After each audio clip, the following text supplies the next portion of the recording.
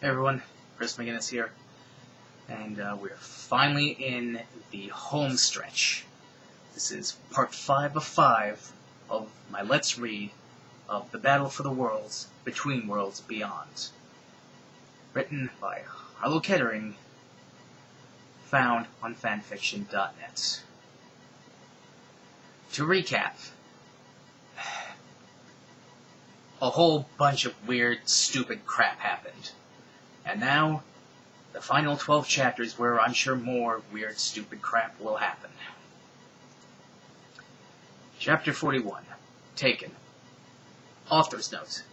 I'm sorry that I haven't posted any new chapters in a while. I know my fans probably were wondering, I wonder where Harlow Kettering went. But I went on a vacation with my family to the Grand Canyon. It's so amazing to see all of God's creation and know that He has a plan for me in this universe. And BTW, pray for Japan. I landed Megatron's car in a forest. Rudolpha groaned. She looked like strawberry preserves were coming out of her eyes, nose, and ears. Rudolpha, get up. We need to stop the villains. For God's sake. Our eyes locked, and I saw the life leaving her eyes. It was really sad. If you're crying, I'm sorry. I held her hand and kissed it. It tasted like grease and kosher salt. She gave me a look to let me know that she wanted me to win so that our world would be safe. And then she went all limp and stuff and died. I cried for like 5 minutes. I really hope that's the last time I have to read that paragraph during this stupid thing.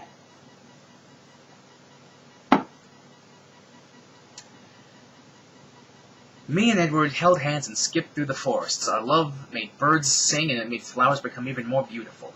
Edward sat on a tree stump and I did a sexy dance for him like I was a girl in Sucker Punch. Edward made noises. Before I could finish, a lightning bolt almost hit me. I jumped and screamed. I turned and looked, and it was Untitled. She was almost naked. It was sinful. Edward, don't look! I yelled, and Edward covered his eyes as I raised my gun. Untitled let out an evil, mean laugh. You think you can stop me? I've been sent here to kill you and recruit Edward onto the side of evil. I gasped. Edward gasped. He'll never join you, I yelled, shooting at her, but she dodged in a slinky way that was abominable in the eyes of God. I'll kill you, bitch, and shit on your brain, I yelled, taking another shot at her. Untitled jumped in the air and landed next to Edward, wrapping her bare arms around him. His eyes got all wide, and before I could do anything, they disappeared. No! Shit! I cried, falling to the ground and sobbing. Edward was gone. He was taken from me. I needed to save him. Chapter 42. Alone.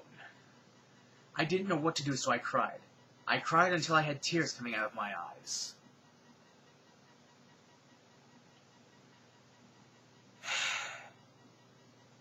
I was so sad. Hello there, little girl, said a gross voice. I turned, and it was Count Olaf.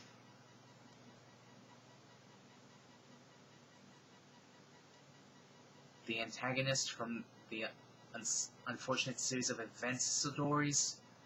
Really? He was gross and perverted. He was leering at me and licking his lips while taking his pointer finger and poking in it and out of a circle he made with his other pointer finger and thumb. He had a big wet stain on the front of his pants and had boogers in his nose. He smelled like shit, piss, and underwear. You perv, I yelled, sticking my middle finger up at him. He just laughed and stuck his tongue at me through a V he made with his fingers. He jumped on me and started rubbing his moist body against me. It was gross. No means no, I shouted as he started licking my ear. He didn't say anything. He just breathed really heavily as I struggled to get him off me. He started trying to take my shirt off, and I slapped him in the face. He gave me a mean look and took off his shirt, grabbing my hair and shoving it into his chest hair. It was matted and crusty, and I almost puked. I shoved my fingernails into his skin, and he let out a scream, and I was able to scramble out from under him. He gave me a disgusting smile and pretended to do dirty things to the air while I watched in horror. Come here, sweet thing, he said, stroking over his chest. I started crying. My shirt was torn and smelled like dirty old man. I picked up a big stick and walked to Count Olaf. That stick ain't got nothing on me, he said as I smashed the branch into his face. He fell to the ground and I kept smashing his face in until I scooped his brains up in my hand and threw them against the tree, splattering them against the bark. I let out an anguished cry. Where was Edward? Chapter 43. A Watery Adventure. I went to a lake to try and wash the dirty old man's stink off me. I jumped in, not taking my clothes because I didn't want to be impure. I made sure my tail was strapped down before sitting on the rocks to rest. What tail? Suddenly a mermaid swam up. She had long, beautiful hair that was wet with water. She was wearing a beautiful three-piece pantsuit. "Fair child, what brings you to our waters?" she asked, her voice sounding very Atlantean. "I needed to clean myself," I said, trying not to cry when I thought of Count Olaf and his horrible carnal actions. The mermaid, who had the same skin color as Beyonce, rolled her eyes. "Well, of course, bitch, I can see that. I ain't no retard." I gasped. "You are a rude mermaid," I said, glaring at her. She tossed her dookie braids. "I don't give a good goddamn. My name is Ariel Andrea, and I'm supposed to take you with me to my dad's crib under the water." "I don't think I can swim that well," I said, trying to ignore her horrible ethnic way of speaking. The mermaid laughed and snorted. "I can make special bubbles that will surround your ass and let you breathe underwater. It's crazy cool, the stuff that I do." She began to chant and waved her hands excitedly as if she had found some extra food stamps or a crack rock. Oh my God. Suddenly a large bubble appeared on the surface. "Jump in it, bitch, and we can be on our way." I jumped into the bubble, expecting it to pop, but instead I sunk into it and began to go underwater. But I could breathe. I began to swim behind the mermaid. I was in for a crazy adventure. Chapter 44. Under the Sea. Swimming with the mermaid, water was all around my bubble. I saw lots of weird creatures and plants. It was amazing. Suddenly we saw a giant castle. It was big and corally. I had never seen anything so beautiful that wasn't in a mirror. "This my crib," said the mermaid, pointing at the castle. "Are you a princess?" I asked, amazing. She rolled her eyes and bobbed her head. "No, I'm the maid. Of course I'm the princess, bitch." I ignored her wretchedness and swam towards the castle. I knocked on the door and the maid answered. I walked in and the bubble popped. I gasped for breath, but the castle was filled with air. "The king would like to see you," said the servant, bowing. Ariel Andrea soon came into the room, shaking out her nappy braids. "I'm supposed to see your father," I said, wrinkling my nose at her ethnic smell. She flicked the piercing in her nose. It was gross and made me want to vomit. "Why do you think I was sent to bring you, bitch?" she said, breakdancing and yelling at the movie playing on the TV.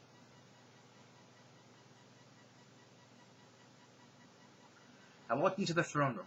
It was so beautiful. It was covered in gold and silver and diamonds and rubies and emeralds and sapphires and cubic zirconium and garnets and opals and zoisite and malachite and amber and platinum and jade and jasper. The king was sitting on the giant throne. It was covered in gold and silver and diamonds and rubies and emeralds and sapphires and cubic zirconium and garnets and opals and zoisite and malachite and amber and platinum and jade and jasper. He had long white hair and the skin the color of mine. He was holding a big fork. "Harlow Kettering," he said when I walked in. I did a little twirl. "Yes, I am Harlow Kettering," he said. He smiled at me and then frowned when Ariel Andrea entered the room. "Get out of here, whore child," he yelled, wrinkling his nose at her smell. Her eyes filled up with tears. The king looked at me. Her mother was a whore. I laughed and pointed at the rude mermaid. "Then you shouldn't be a princess. Princesses don't slither out of a whore's filth." "Yes, you are right," said the king, pointing at Ariel Andrea. "Get out of my castle. You own nothing. I renounce your title." Ariel Andrea burst into tears and fled. The king and I high-fived and laughed. "Now, on to more serious business," said the king, wiping a tear from his eye. "There's an enemy base nearby that is pumping poison into the water, trying to destroy my people, and I need you to help us stop them." I nodded. "I will aid you in this endeavor," I said, all serious-like. Just then a soldier merman ran into the room and fell to the ground. "My king! They're attacking the city!" Then he died. I had to help. Chapter 5. Battle Under the Sea.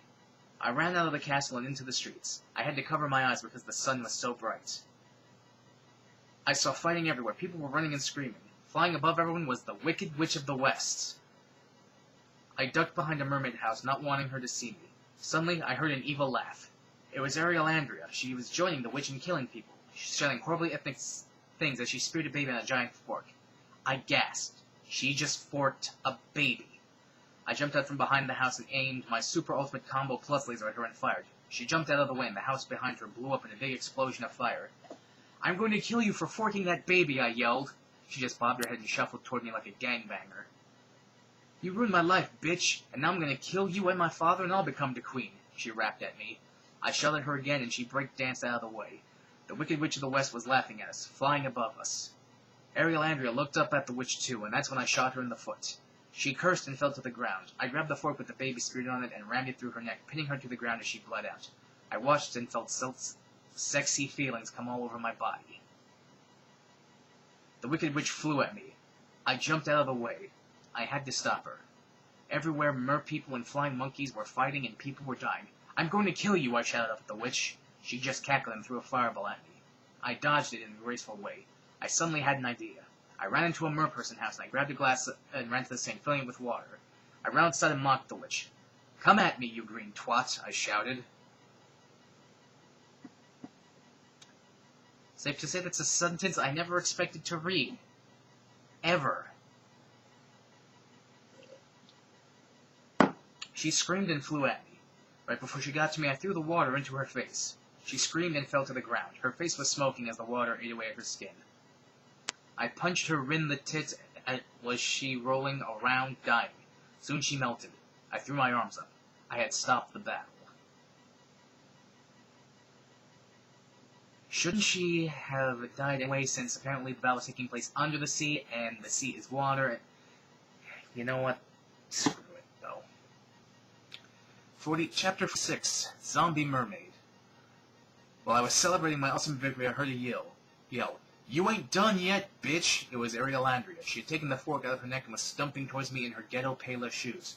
"But you should be dead," I yelled, sticking up my middle finger at her. She laughed like someone who had just found out they were pregnant and was happy because they were going to get bigger welfare checks. I aimed my gun at her and pulled the trigger. She did a cartwheel out of the way, the beads in her braids making obnoxious noises. She created a fireball in her hand and threw it at me. I was able to roll out of the way. My hair didn't make any ethnic noises. "You ruined my life, you dirty cracker whore, and now I'm gonna kill you and then kill my vet, and I'ma be queen." "You'd be a shitty queen," I yelled. She roared with anger and ran at me. I grabbed her greasy shoulder and threw her to the ground. She let out a cry of angriness and sprung to her feet. She held out a switchblade and sliced at me. I shot her in the hand with my ray gun and she screamed. Her skin burnt and red. She grabbed my hair and I grabbed hers and we fell to the ground, pulling on each other's hair. I slapped her across the face, smearing her ugly, heavy makeup. She smelled like tuna and hamburger helper and government assistance. I was able to throw her off me and she fell to the ground. I pointed my gun at her. "Now you die," I said. "We're forking that baby." I was about to pull the trigger when there was a flash of lights. Suddenly I was in the dungeon, and floating on a cloud was Lady Gaga. Okay. Chapter 47. Jesus, not Judas. "Lady Gaga, where are we?" I asked Lady Gaga. She hopped off from her cloud and did a headstand. "Unalaska got you too," I said. She nodded. "Have you seen Edward?" I asked. Lady Gaga's eyes rolled back into her head, and there were letters on each eye that said N-O. I let out a cry. I needed to find Edward, and fast. "Lady Gaga, can you get us out of this cell?" I asked. Lady Gaga pulled out her disco stick and cut the bars, and we stepped out of the cell. "Thanks, Lady Gaga," I shouted. Lady Gaga's head turned into a strawberry of happiness. I looked into the other cells, and I only saw people who were displeasing in the eyes of God, so I left them to rot. Me and Lady Gaga left the dungeon and were walking up a stair when we saw Unalaska talking to a woman with perfect teeth. It was Marissa Weigler. I have no idea who that is. I said. "Oh, I'm sorry, I missed a sentence." "Wait, Lady Gaga," I said. Lady Gaga waited, and soon the two women left. We entered the room and looked around. Before we could leave, I heard a sudden voice. "I thought I smelled something foul." Marissa Weigler stepped out, holding a gun and pointing it at us. I didn't know what to do. "Lady Gaga, what are we going to do?" I asked. I could tell Lady Gaga was thinking because her sharp cheekbones started pointing out.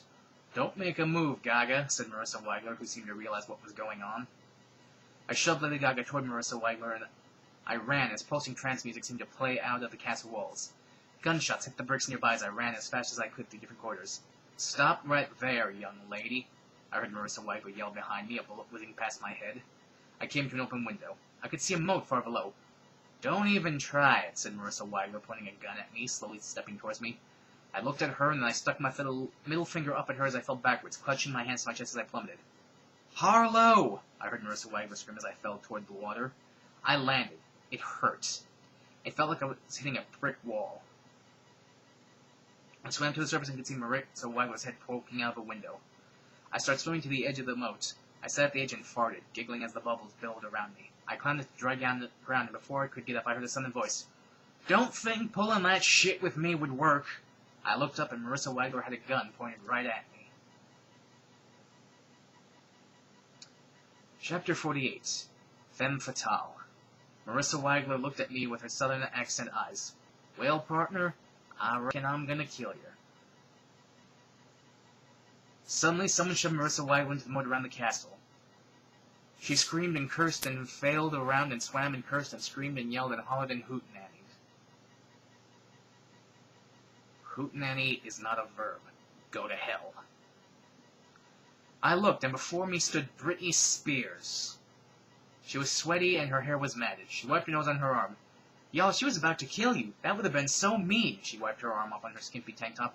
I was traveling with my friend, and we saw that mean lady pointed that gun at you, said Britney Spears, bending over to scratch her leg, the button of her ass cheeks hanging out of her cut-off short jeans. Yeah, I thought it was said, said a soft, timid, hungry voice. It was Nina Sayers. Again, someone that I have no idea who that is. She was wearing all white, and her face looked pure and innocent. Will you two aid me in my journey to stop the evil villains, I asked. Brittany farted and nodded her head. Her fingers stayed in orange. Nina bowed her head and nodded. Great, we can do anything if we work together, I said, putting my hands over my heart. Y'all, I worked with people on my VMA performance, said Britney Spears, wiping away a tear. Nina pointed to the horizon with her foot. I think I heard the enemy had a base in that direction, she said, sounding sad. Then it's settled. We're going to go put an end to that base, I said, looking at the two. Brittany wiped her fingers through her greasy hair and smelled it. I'm supposed to be taking care of my kids, but I left a water bowl out, so they should be good for a day or two, y'all. So we started off on our journey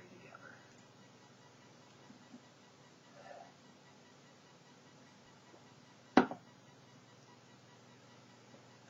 Chapter 49. We're the three best friends. Author's note. Sorry, friends, it took so long to write this because my family has been preparing for the rapture. And I guess that didn't happen, so I figured why not start writing more of my story for all the millions of people who love it. Somehow, I doubt millions of people love this.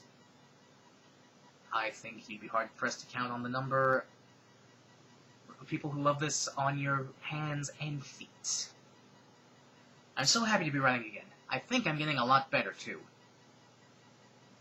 I disagree. Wholeheartedly. Okay, on to the narrative. Me, Brittany, and Nina Sayers were walking away from the castle, laughing and giggling as Brittany told us funny stories. Y'all, she threw a chair out the window, said Brittany, leaving us all laughing and giggling and honking and chortling and howling. Suddenly, atheists leaped out from behind a tree. They were wearing shorts with upside-down crosses on them. They began to smoke marijuana cigarettes rolled with pages from the Bible. I began to cry at such a horrible sight. Brittany stood in front of them. Y'all need to stop that, she said. That pisses me off, said Nina Sayers, a thin vein popping in her neck and temple. Suddenly her outfit began to turn black. She was turning into the Black Swan. Huge muscles began to bulge as she grew several feet taller, turning into a giant ballerina. What happened to my sweet girl? I yelled. She looked at me and said in a deep voice like James Earl Jones, She's gone, she bellowed. She ran towards the heathens and picked two of them up in her giant hands. She squeezed her fingers into their chests until she pierced their black, cold hearts. The others tried to flee, but could not escape Nina's rage. She delivered the Lord's justice as she picked up a giant rock and smashed into their skulls, sending brain matter flying all over the place. Suddenly a rainbow appeared in the sky, and doves flew toward the clouds as the unholy breathed their last. Me and Brittany bowed before Nina for doing God's work as she began to turn back into the White Swan. How did I do? She asked. It was perfect, y'all. Chapter 50. Crack Swan. We walked around trying to find an enemy base. Britney Spears was telling us about her exciting life. It was exciting.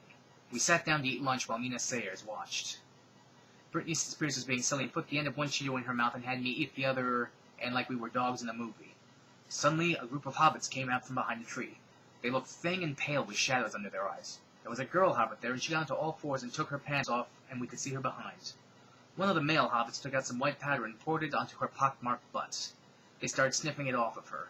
She giggled as the guys took turns snorting this mystery powder off her slightly hairy rear end that looked like cottage cheese. Y'all, that shit is sick, said Britney Spears. Nina Sayers frowned and looked delicate and sad. You nasty piss ants, I shouted. They all looked up at me, even Hobbitarella, the ugly girl hobbit. She stood up. She didn't pull her pants back up. It was gnarly. You got a problem with us having a bit of fun, she said, her teeth as yellow as bad teeth. What you're doing is wrong, I said, putting my hand over my heart and feeling earnest. Habitarella ran and jumped at me.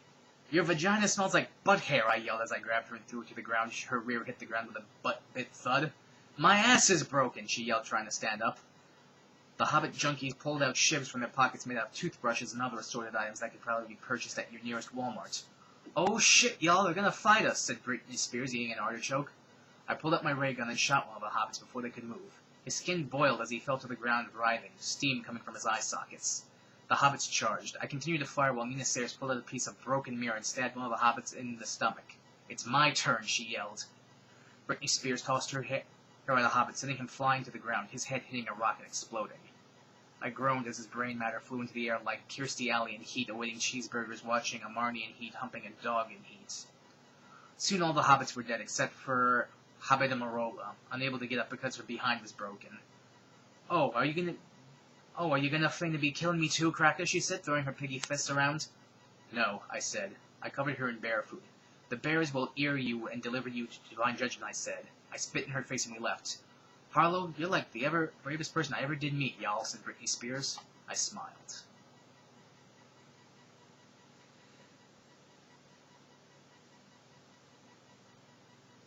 Chapter 51, A Crazy Surprising Surprise. Author's note, OMG. Oh my golly, of course, LOL, loving our Lord. I'm so sorry to all my fans for not writing anything. Things have been so crazy with school and preparing for my womanhood ceremony that I haven't gotten around to answering all the questions that my fans are asking.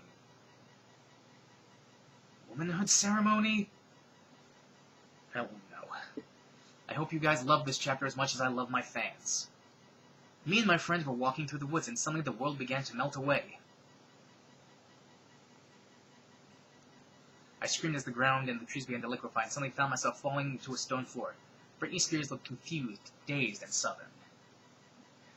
I looked up and saw a painting that had paint dripping down from it. It looked like the forest we were just in. I saw someone in a white robe holding an easel. Their back was to you, and when they turned around, I gasped. It was Anne Burrell. No idea. Her hair was spiky and offensive to me. Hello there. I am Anne, crafter of worlds. Oh my golly, I shouted. What happened? I created the world that you were in, but I decided that you were in too much danger and decided to draw you out of it in order to share my wisdom with you. She was staring at a pot of beef stew. What happened to where we just was? Asked Britney Spears as Nina stared at the stew. Yeah, did everyone just die? My God, that would be so crazy, said Rudolpha. No, said Anne Burrell, shaking her indigo-shaped head. I merely created a portal to draw you for here. I must tell you something.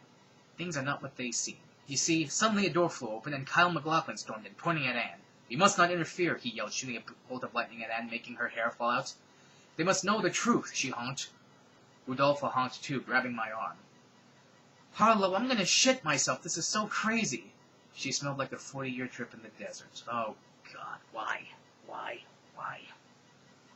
Kyle MacLachlan raised his hand at us. Go!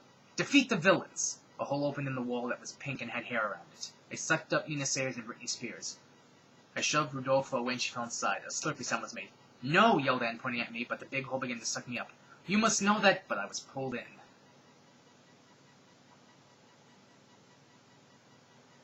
Chapter 52, Trio. Author's note.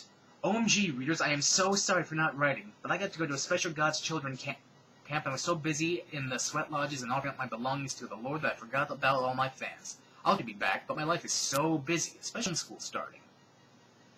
I was in a field. Rudolpha was laying next to me. She was groaning and writhing in her sleep. Rudolpho, wake up, I yelled. Rudolpho woke up and looked at me. Her yellow eyes were bloodshot and her usual hanging bags looked even worse. Ew! Rudolpho, you're such a scrote face, I said, getting to my feet. Harlow, she said in her annoying Rudolpho voice. Where are we, she asked, her nose protruding from her face like a giant dick.